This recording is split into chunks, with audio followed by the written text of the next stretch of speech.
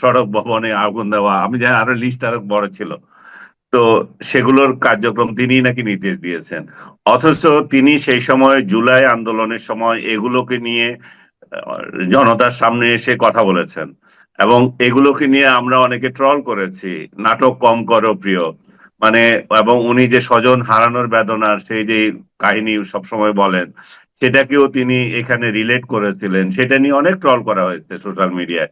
তো আজকে ওই ঘটনার প্রেক্ষিতে ওই ঘটনাগুলো যদি শেখ হাসিনাকে দায়ী করা হয়, তার মানে কি জুলাই বিপ্লব কি শেখ হাসিনা করেছিল? শেখ হাসিনা চেয়েছিল কি জুলাই বিপ্লব হোক? এবং এর মধ্যে তো এভিডেন্স খাড়া হয়ে গেছে। আমি দেখলাম আওয়ামী লীগের তরফ থেকেও প্রচার করা হচ্ছে, ও আওয়ামী লীগের তরফ থেকে নয়, যে যে কেউ প্রচার করতে পারে সেটা, যে দুইজন ছাত্র নেতা অলরেডি স্টেটমেন্ট দিয়েছে যে আমরাই তো এইগুলাকে ভেঙেছিলাম, আমরাই আগুন দিয়েছিলাম। একজন বলেছে আমি পুলিশ হত্যা করেছি বা পুলিশকে আক্রমণ করেছি, এখন শেখ হাসিনা যদি আসে আর রাষ্ট্রীয় আইনে তো আমাকে ধরার মতো সুযোগ রয়ে গেছে তার। তো এই সমস্ত জিনিস যখন প্রকাশিত, তখন যদি আপনি এই ধরনের একটা বিচার করতে যান, বিচার তো অবশ্যই করতে পারেন। জুলাইতে তো অনেক হত্যাকাণ্ড ঘটেছে, সেখানে যদি শেখ হাসিনার সংশ্লিষ্টতা থাকে, এবং থাকা অস্বাভাবিকও কিছু না, যেহেতু তিনি রাষ্ট্র ক্ষমতায় ছিলেন, সেটা বিচার হতে পারে। কিন্তু পার্সিক্যাল বিচার, যেগুলো হাস্যকর বিচার, যেগুলা সাজানো নাটক, এগুলা না করাই আমি মনে করি যে বেটার। কারণ এগুলার মধ্য দিয়ে জনগণের কাছে একটা বার্তা যায় যে এই আমাদের আইন আদালত এগুলোকে আমরা দিনে দিনে হাস্যকর করে ফেলছি। শেখ হাসিনার বিরুদ্ধে অভিযোগ ছিল যে আদালত তাদের নির্দেশে চলতো, সরকারের নির্দেশে চলতো। এখন কি বলবো, এখন তো আদালতের কোনো চরিত্রই নাই। এখন তো আদালত সরকারি ইঙ্গিতে চলে সেটা না, আদালত একটা বিশৃঙ্খল পরিবেশ তৈরি হয়েছে, যেখানে যেভাবে নিয়োগ দেওয়া হয়েছে, যেভাবে নিয়োগ কর্ম চলতেছে, যেভাবে মব চলতেছে আদালতে, এটাকে তো আর উচ্চ আদালতের যে সম্মান, সেটা তো ভুলুণ্ঠিত হয়ে গেছে, তাই না? এটা ক্যামেরা ট্রায়াল না, এটা উল্টোটা পাবলিককে দেখাচ্ছে। এবং এটা তো প্রথমবারের মতো আহ বাংলাদেশে হলো যে রাষ্ট্রীয় টেলিভিশনে যে বিচার কার্যক্রম চলছে। এটা এক ধরনের ভালোই হলো।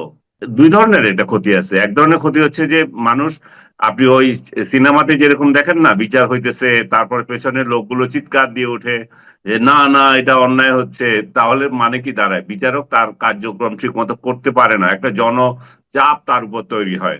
এটা একটা ক্ষতির দিক। আরেকটা ভালো দিক হচ্ছে যে কিছু সচেতন মানুষ তো দেখছে কিরকম মামলা চলতেছে। যদি এগুলো না হতো, অনেকগুলো তো জানতো না যে শেখ হাসিনার বিরুদ্ধে যে অভিযোগগুলো করতেছে, এগুলো তো হাস্যকর অভিযোগ। যে এই যে যে চিফ প্রসিকিউটর যিনি তাজুল ইসলাম, উনি যে করে যাচ্ছেন। আপনার সবচেয়ে এখানে আমাদের তো বড় বিষয় হচ্ছে যে আমরা যে আপনার এই তাজুল ইসলাম ছিল এই কোর্টের রাজাকারদের উকিল, তাই না? তাকে জি। আমরা এই কোর্টের চিফ প্রসিকিউটর বানালাম।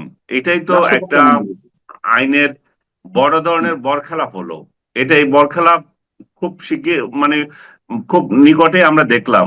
যেমন এটিএম আজহারুল ইসলামের মামলার ক্ষেত্রে আমি পার্সোনালি বলে রাখি, আমি হয়তো যাই শ্রোতা আছে তাদের কাছে আমি মাপ চেয়ে নিচ্ছি যে তাদের দৃষ্টিভঙ্গি যদি অন্যটা হয়। আজহারুল ইসলামকে ব্যক্তিগতভাবে আমার ভালো সম্পর্ক ওনার সাথে, আমি ওনাকে লাইক করি, উনিও আমাকে লাইক করেন। কিন্তু সেটা অন্য একটা বিষয়। এই জায়গায় আমি, উনি যখন মুক্তি পেয়েছেন, আমার ভালোই লাগছে যে দীর্ঘদিন কারাভোগ করেছেন, 12 বছর প্রায়। একটা লোক কারাভোগ করা মানে হচ্ছে যাবজ্জীবন কাটিয়ে এসেছেন, মৃত্যু এখন হওয়া না হওয়া এটা সব আল্লাহর হাতে। কিন্তু তার যে প্রক্রিয়া উনি বের হয়েছেন, সেটার আমি সমালোচনা করতে যাই। সেটার সমালোচনা করতে যাই এই জন্যই যে উনার, আমাদের যে কোনো মামলা, আপনি যদি একজন আসামি হন, আপনি যদি একজন উকিল দেন, সেই উকিল যতটুকু করে আসে ওইখানে, তারপর হঠাৎ আপনার মনে হলো যে না, এই উকিল আমার উল্টাপাল্টা করতেছে, আমি তাকে সরাই দেব, আপনি আরেকজনকে দিলেন, দিতে পারেন। কিন্তু ওই উকিল আগের যে কার্যক্রম আপনার পক্ষ নিয়ে করেছে সেটা অস্বীকার করতে পারবে না। কারণ এখানে উকিল তো ওই মামলারই করেছেন না, আপনার সাথে পার্সোনাল তো কোনো বিষয় না। এখন ওই মামলার উনি উকিল হিসাবে যেটুকু চালিয়েছেন, পরবর্তীতে আপনি যখন চেঞ্জ করলেন, আরেক উকিল এসে বললো যে না, আমার আগের উকিল যা করে গেছে সেগুলো আমি মানি না, মানবো না, তা কিন্তু হবে না। আমি আপনার কথা সূত্র ধরেই বিবিসির সাবেক সাংবাদিক ডেভিড বার্গম্যানের একটা ফেসবুক স্ট্যাটাস আপনি নিশ্চয়ই খেয়াল করেছেন। হুম। যিনি এই মানে মানবতা বিরোধী অপরাধের দায়ে অথবা যুদ্ধাপরাধের দায়ে জামাতের শীর্ষ নেতাদের বিচারিক প্রক্রিয়া নিয়ে আন্তর্জাতিকভাবে প্রশ্ন তুলেছিলেন। তিনি কোনো পার্সোনাল ইন্টারেস্ট থেকে করেছিলেন আমি সেটা বলবো না। অবশ্যই শেখ হাসিনার সময় যুদ্ধাপরাধের দায়ে যে বিচারগুলো হয়েছিল তা কোনো কোনো ক্ষেত্রে বিতর্কিত হয়েছিল, তিনি সেই বিতর্কের জায়গাটি খুব ওপেন কথা বলেছেন আন্তর্জাতিকভাবে। তিনি এখন আজহারুল ইসলামের এই যে খালাসের বিষয়টি নিয়ে আবার প্রশ্ন তুলছেন যে এটি কোনোভাবেই সাপোর্ট করা যায় না। বিচারিক প্রক্রিয়া নিয়ে আমরা প্রশ্ন তুলেছিলাম, আবার যেই বিচারিক প্রক্রিয়া নিয়ে এখন তাদেরকে খালাস দেওয়া হচ্ছে সেটাও যথেষ্ট প্রশ্নবিদ্ধ। ঠিক আপনি যে কথাগুলো বলছিলেন, তাহলে আপনি বলছিলেন যে আবার সরকার পরিবর্তন হলে এইগুলো আবার উল্টে যেতে পারে, কিন্তু সরকার পরিবর্তন না হলে ইতিহাসের যে দায় আমাদের উপর আহ, চেপে যাচ্ছে সেখান থেকে আমরা মুক্ত পাবো কিভাবে? আমরা ইতিহাসের দায় চেপে যাচ্ছে, যেটা আমরা মুক্তি কিভাবে পেতে পারি? আমরা পেতে পারি এই আদালত ইয়ে করে ইয়ে করে আদালতকে স্বচ্ছ রেখে। সরকার যাবে, সরকার আসবে, আদালত কেন চেঞ্জ হয়ে যাবে? আদালতের উকিলগুলো কেন চেঞ্জ হয়ে যাবে? রায় কেন চেঞ্জ হয়ে যাবে? তার মানে হচ্ছে যে কোথাও না কোথাও গন্ডগোল আছে। সেটা হয় আগে ছিল, নয় এখন আছে, কোনোটা তো একটা হবে, তাই না? কিন্তু হুম। আমরা যদি ডেভিড বার্গম্যান যদি বলে থাকেন যে আগের আগের বিচার ঠিক মতো হয়নি, এখন আবার সে উল্টো। পার্সোনালি দেখেন, উনি একজন বড় সাংবাদিক, সেটাতে আমার কোনো ইয়ে নাই, কিন্তু পার্সোনালি আমি মনে করি যে সে একজন ধান্দাবাজ। সে তার অনেক ধান্দাবাজি, সে অনেক প্রমাণ দিয়েছে। বাংলাদেশের মুক্তিযুদ্ধ নিয়ে সে অনেক হেয় কথাবার্তা বলেছে। এখন আবার কোন মতলবে সে এই রাজাকারদের বিরুদ্ধে কথা বলতেছে আমি জানি না। যদি সেটা সততার প্রেক্ষিতে হয়ে থাকে ঠিক আছে।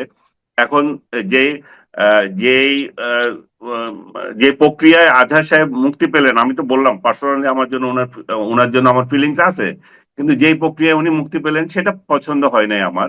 বা সেটা যদি যথাযথভাবে হতো আমার ভালো লাগতো, যেটা বার্গম্যানও যদি ফিল করে থাকে ঠিক আছে, আমরা এই বিষয়ে অন্তত আমরা একমত হলাম যে আদালত তার মতো চলা উচিত।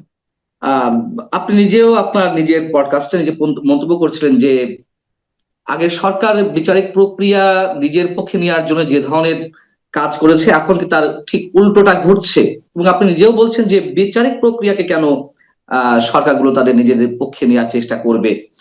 আহ সেই জায়গা থেকে আমি যদি একটা এক্সাম্পল দিই, হুমায়ুন আজাদ বলেছিলেন যে এক সময় মুক্তিযুদ্ধর দায়ে, মুক্তিযুদ্ধ করার অপরাধে মুক্তিযোদ্ধাদের ফাঁসি দেওয়া হবে, সেদিকে কি বাংলাদেশ যাচ্ছে? আমার তো মনে হয় তাই। আপনাকে আমি পার্সোনাল বিষয়গুলো বলা ঠিক হবে কিনা জানি না। মানারাত মান মানারাত একটা ইউনিভার্সিটি আছে, জি। সেই ইউনিভার্সিটির উপপরিচালক গত রাতে আমাকে হুমকি দিয়েছে যে সে আমার ফাঁসি দেখতে চায়। আমি মুক্তিযুদ্ধের পক্ষে কেন বলছি? তো রাজাকারের ছেলেদের স্পর্ধা কতটুকু বেড়ে গেছে দেখেন, যে ওরা এখন দুনিয়াদারি চেঞ্জ হয়ে গেছে। ওরা মনে করছে আমরা যারা মুক্তিযুদ্ধকে সাপোর্ট করেছি, যারা মুক্তিযুদ্ধের পক্ষে কথা বলি, যারা বঙ্গবন্ধুকে অপমান করতে চাই না, বাংলাদেশ বিষয়ে কোনো কম্প্রোমাইজ করতে চাই না, তারা আমাদেরকে বলে যে ভারতের দালাল। কিভাবে ভারতের দালাল হয়ে গেলাম তা জানি না। ওই রাজাকারের ছাওয়াল আমাকে বলে যে আমার ফাঁসি দেখতে চায়। তার মানে কি, ওদের মানসপটে এটা তৈরি হয়ে গেছে যে 24-এর যে গণ অভ্যুত্থান, সেই গণ অভ্যুত্থান বাংলাদেশের ইতিহাসকে পাল্টে দিয়েছে। এখন ওরা ইচ্ছে করলে আমাদেরকে ফাঁসি দিতে পারে, আমাদের অপরাধ থাকুক আর না থাকুক, কারণ আমরা মুক্তিযুদ্ধকে সাপোর্ট করছি।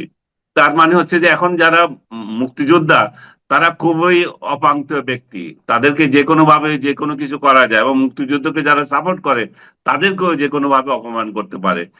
যাই হোক, সরি আমি পার্সোনাল কথা বললাম, কারণ এই ধরনের এটি সমাজের প্রতিচ্ছবি, আমি সালামগীর, এটি সমাজের প্রতিচ্ছবি। আপনি যেমন হুমকি পাচ্ছেন, নিঃসন্দেহে এখন আমার কথাও বলতো আমিও নানান ধরনের হুমকি পাচ্ছি, কিন্তু মুক্তিযুদ্ধ মানে তো আওয়ামী লীগ না, বা এগুলারে আওয়ামী আমি লীগ মানে আপনাকে আবার মুক্তিযুদ্ধ বলে না। দিই, এগুলার কোনো গণায় ধরবেন না। ওই ওই রাজাকারকে ইচ্ছে করলে আমি এখন জামাতের আমিরকে বলতে পারি যে এই চুনুপুটি আমাকে যে হুমকি দিচ্ছে একে একটু দেখেন। মানারত ইউনিভার্সিটিকে আমি অভিযোগ করতে পারি। কিন্তু এই সমস্ত চুনুপুটিদেরকে যদি অতিরিক্ত দেওয়া হয়, তাহলে আপনার লোক চাঁদাবাজি করছে না, আপনার লোক মবগিরি করছে, এবং সোশ্যাল মিডিয়ায় মবগিরি করছে, বাস্তবে মবগিরি করছে। এগুলাকে যদি সামাল না দেন এবং যুদ্ধ অপরাধের দায়ে যদি ক্ষমা না চান, ইহ জিন্দেগিতে জামাত ক্ষমতায় আসবে না, এই স্বপ্ন স্বপ্ন দেখেন না এটা, এবং আমাদের কোনো সমর্থন পাবেন না। আমি পার্সোনালি আপনাকে লাইক করি, আপনার ব্যক্তি সম্পর্ক সেটা আলাদা, কিন্তু জীবনে ভোট দেব না, কারণ আপনাদের চরিত্র যদি এরকমই থাকে। এবং আমি নয় শুধু, আমার মতো বহু লোকে দেবে না। আপনারা যদি রক কাটেন কাটতে পারেন, গলা কাটেন কাটতে পারেন, জেলে দিবেন দিতে পারেন, যেভাবে হুমকি দেন আপনাদের লোকজন দিতে পারে, তাই না? সেটা তো বটেই, কিন্তু আহ এই অবস্থায় যদি সত্যি সত্যি বিচারিক প্রক্রিয়াকেও রাজনৈতিক ঢাল হিসেবে ব্যবহার করার একটা প্রচ্ছন্ন চেষ্টা আমরা দেখে থাকি এবং সবার কাছে স্পষ্ট হয়, তাহলে এই সরকারের অধীনে আগামী দিনে যে মানুষের যে প্রত্যাশা, যেটি নিয়ে এখন সবচেয়ে বেশি ডামাডোলে পরিণত হয়েছে নির্বাচন, সেইটি কিভাবে স্বচ্ছ হবে, সেটি কিভাবে অবাধ সুষ্ঠু হবে? ইভেন আপনি শুরুতে বলছিলেন যে তারেক রহমানের কথা, যে তারেক রহমানের মামলা আবার আদালতে এসেছে, এবং সেটা কি এক ধরনের থ্রেট কিনা তাদেরকে, যে 21শে আগস্টের বোমা হামলার মামলার কথা বলছিলেন আপনি, এটা দুইটা দিক আছে। একদিক থেকে এটা থ্রেট, যে দেখো আমরা তোমাকে কিন্তু খালাস দিয়ে দিয়েছি, কিন্তু আপিল করার যদি সুযোগ থাকে তাহলে কিন্তু এখানে আবার ঝুলে রয়েছে, এটা কিন্তু শেষ হলো না। এই আপিল যদি গ্রহণ করা হয় তার মানে এই মামলা কতদিন চলবে ঠিক নাই। আবার অন্য দিক থেকে আছে যে না, এটা হচ্ছে একটা সহি তরিকা তারেক রহমান এবং আদার্সদের মুক্তি দিয়ে দেওয়া। কারণ এটা শুধুমাত্র উচ্চ আদালত খালাস করে নাই, আপিল করেছিল সরকার, সেই আপিলও সরকার হেরে গেছে, তার মানে সরকারের করার কিছু ছিল না। সরকার তার প্রসিডিউরাল লিখোনা যেগুলো ছিল সবগুলোকে ফুলফিল করছে। এখানে কিন্তু আমি মানে এটাকে মনে করি না যে তারেক রহমানের প্রতি এটা অবিচার হচ্ছে, এটা কিন্তু সুবিচার হচ্ছে, যে প্রক্রিয়াটা ঠিক মতো হয়ে যাবে, কিন্তু আমরা এগুলো ফুলফিল করে দিচ্ছি যাতে করে সামনের দিনে আপনার এটা নিয়ে আবার কোশ্চেন না উঠতে পারে। তবে কে জানে, কোশ্চেন তো আসতেই পারে, যেমন এটিএম আজহারুল ইসলামের মামলা তো চলে গেছিল, জামাতে ইসলামের যে এখন যে নিবন্ধন পাওয়া সেটাও তো চলে গেছিল। তো চলে গিয়ে আবার আসে না এগুলা, আবার তো আসতেছে, আদালত তো এগুলো আবার নিতেছে না, ওই বিচারটা ঠিক হয় নাই, এটা কি আবার করা যায় কিনা। তো এগুলো চলতেই থাকবে এই প্রক্রিয়া, কিন্তু যখন তারেক আপনি রহমানের বিষয়টি সরকার আপনার যাতে অনুকূলে থাকবে। জি, তারেক রহমানের বিষয়টি যাতে যাতে আর কোনো প্রশ্নবিদ্ধ অবস্থা না থাকে, তার একটা প্রক্রিয়া হতে পারে। কিন্তু হুম। সার্বিকভাবে যা দেখা যাচ্ছে, আপনি নিজেও যদি আশঙ্কা করছিলেন, সেটাই বেশি তীব্র হওয়ার শঙ্কা কিনা, যে একটা থ্রেট অবস্থায় রাখা, যেহেতু বিএনপি ডিসেম্বরের মধ্যে নির্বাচন চাচ্ছে, বেশি বাড়াবাড়ি করলে একটা খড়গ সামনে ঝুলিয়ে রাখা, এটির সম্ভাবনা কতখানি? আমি তো বললাম সেটাও ইয়ে মানে উড়িয়ে দেওয়া যাচ্ছে না, কারণ এগুলো হচ্ছে আন্ডার টেবিল ডিল, তুমি আমাকে আমি সাপোর্ট সেটাই করছো। বলছি যে যা দেখা যাচ্ছে সার্বিক প্রক্রিয়ায়, সার্বিক ব্যবস্থায়, তাতে আমরা কোনটা বেশি করে সামনে গ্রহণ করব, যে ন্যায় বিচারের আমি দুইটা বিষয়টি নাকি আমি দুইটা কি থ্রেটের বিষয়টি? আমি দুইটা কি 50-50 ধরছি, তো দুইটাই আছে, কিন্তু দুইটা একসঙ্গে তারেক রহমানের অনুকূলে যেতে পারে, দুইটা একসঙ্গে তারেক রহমানের বিরুদ্ধেও যেতে পারে। কারণ তারেক রহমানের বিরুদ্ধে যদি যায় তার মানে হচ্ছে এটা আদালত চলুক, আর তারেক রহমানের পক্ষে যদি যায় তাহলে এটা আমি আপনার কিন্তু উপরেরটাও হালাল করে দিলাম। এবং এটা নির্ভর করছে তারেক রহমানের থ্রেট কতটা সরকার গ্রহণ করবে কি করবে না, তারেক রহমান কতটা কম্প্রোমাইজ করবে তাদের সাথে। আজকে এটা পরস্পরের লেনদেনের বিষয় হতে পারে, এবং হয়েছেও। তারেক রহমান যে আপনার এতগুলো মামলা থেকে মনে করেন খালাস পেয়ে গেলেন, তারেক রহমান, বাবর এন্ড আদার্স, এটা এটা কিন্তু বড় বড় ডেঞ্জারাস মামলা ছিল, তাই না? এখন এখন তারেক রহমান দোষী কি না দোষী সেটা হচ্ছে অন্য বিষয়, কিন্তু মামলা থেকে তো উনি খালাস পেয়েছেন, সেটা তো সত্য। এবং সে একই কায়দায় আপনি যদি খালেদা জিয়ার বিরুদ্ধে যে অন্যায়ভাবে মামলা করেছিল, অবশ্যই সেটা অন্যায় ন্যায় যদি যেটাই হোক, উনি তো ভোগ করেছেন, এ, সাজা ভোগ করেছেন এবং ভোগরত অবস্থায় ছিলেন, সেটাকে প্রত্যাহার করা হলো। ইভেন এবং আরো বড় বড় মামলা যেটাই হোক, ইভেন জামাতকে যেটা এখন উপহার দেওয়া হলো, তো সবগুলো তো ডিলের মাধ্যমে হচ্ছে না, তো লেনদেন প্রক্রিয়া এগুলা। তো লেনদেনে কোথাও যদি গোলমাল হয়ে যায়, হইতে পারে, ঝামেলা হতেই পারে তখন। এবং এই আদালতকে তো আবার শুধুমাত্র আমরা যে বিরোধী দলকে উনি কাজে লাগাচ্ছেন সেই জন্য বলছি তা না, আদালতকে তো ডক্টর ইউনূস নিজের কাজেও লাগিয়েছেন, তাই না? নিজের হুম, মামলাগুলো, হুম। নিজের কর্মচারীদের মামলাগুলো সবগুলোই তো উনি প্রত্যাহার করে নিয়েছেন, এবং নিজের একটা ভ্যালিডিটি নিয়েছেন উচ্চ আদালত থেকে, যে উনি কিভাবে ক্ষমতায় থাকবেন, এবং উনি যে কর্ম করছেন, আরো কত কিছু যে উনি যা করছেন, মানে আমি তো বাংলাদেশের ইতিহাসে এমন কোন সরকার প্রধান দেখি নাই যে নিজের স্বার্থগুলো এত নির্লজ্জভাবে কাভার করছে, এত নির্লজ্জভাবে আদায় করছে। এটাই ইতিহাস লেখা থাকবে ডক্টর ইউনূসের ক্ষেত্রে, যে উনি নিজের স্বার্থগুলো কিভাবে আদালত বলেন, রাষ্ট্রের নির্বাহী আদেশ বলেন, কিভাবে উদ্ধার করছেন।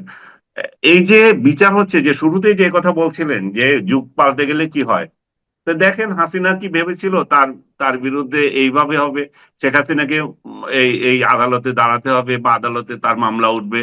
সে একই কায়দায় ডক্টর ইউনূস কি ভাবছেন যে উনি সামনের দিন ওনার কিভাবে যাবে?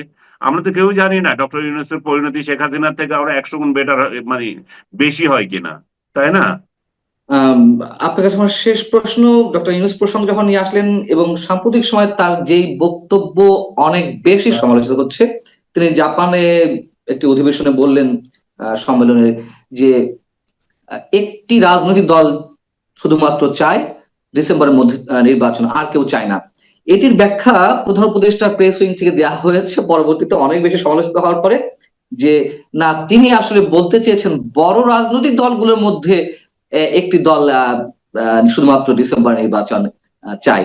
এটি আপনার কাছে কতটুকু লজিক্যাল মনে হয়, এই ব্যাখ্যাটি? তা হয় তাৎক্ষণিকভাবে বলতে পারে একটি দল চায় না, কথার কথা হয়তো বলে ফেলেছে যেহেতু ওটা প্রমিনেন্ট পার্টি, এবং পরবর্তী পর্যায়ে যখন দেখলো গণফোরাম, বাসদ, সিপিবি এবং আর অন্যান্য দলগুলো বলছে যে না, এটা তো ঠিক না, একটা দল শুধু রাজনীতি ইয়ে ডিসেম্বরের মধ্যে নির্বাচন চায়, তখন তাদের সুর পাল্টে গেছে, তখন এটা পরিবর্তিত হয়েছে। এবং এটা তো অবশ্যই অযৌক্তিক কথা।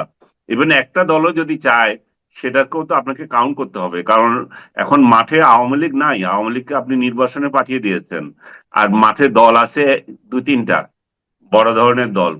দল বলতে নিবন্ধিত দল তো ওই দিন পর্যন্ত একটাই ছিল, বিএনপি আছে, জামাতও তখন নিবন্ধন নিয়ে স্ট্রাগল করছে, এবং আপনার এনসিপি তো এখনো নিবন্ধন পায় নাই। আপনার কাছে আমার সব শেষ প্রশ্ন, এক লাইনে একটু উত্তর চাই। সেটি হচ্ছে যে বর্তমান সরকারকে অনেকে এরই মধ্যে প্রকাশ্যে ফ্যাসিস্ট বলা শুরু করেছে। যেমন মির্জা আব্বাস বলেছেন যে আমরা আগেই ধারণা করেছিলাম ফ্যাসিস্ট ফ্যাসিস্ট বলতে বলতে অন্য কি এখন এই সরকারি ফ্যাসিস্ট হয়ে যায় কিনা, সেটা এখন দেখা যাচ্ছে। অধ্যাপক আনু মোহাম্মদ বলেছেন যে ফ্যাসিস্টের আগমনী ধ্বনি শোনা যাচ্ছে। আহ আসলে কি আপনার কাছে তেমনটি মনে হয়? আর যদি তাই হয়ে থাকে, বাংলাদেশের অদূর ভবিষ্যৎটি কি? সুদূর নয়, অদূর ভবিষ্যতের কথা আমি বলছি। না, আমি ওনাদের সাথে একমত নই। মির্জা আব্বাস বা আনু মোহাম্মদ আরো যারা বলছে ফ্যাসিস্ট, আমি বর্তমান সরকারকে ফ্যাসিস্ট সরকার মনে করি না। আমি মনে করি যে এরা এক ধরনের ইনকম্পিটেন্ট সরকার, একটা অথর্ব সরকার। আমি মনে করি যে ফ্যাসিস্ট আমি বলবো না, আমি বলবো যে এদের দূরদর্শিতার অভাব। এরা একটা ইনকম্পিটেন্ট সরকার, এরা আওয়ামী লীগকে নিঃশেষ করতে গিয়ে দেশকে নিঃশেষ করতে চাচ্ছে, এরা জুলাই অভ্যুত্থানকে হাইলাইট করতে গিয়ে মুক্তিযুদ্ধকে ধূলিসাৎ করতে চাচ্ছে। এদের দূরদর্শিতা, এদের বুদ্ধিমত্তার খুবই অভাব।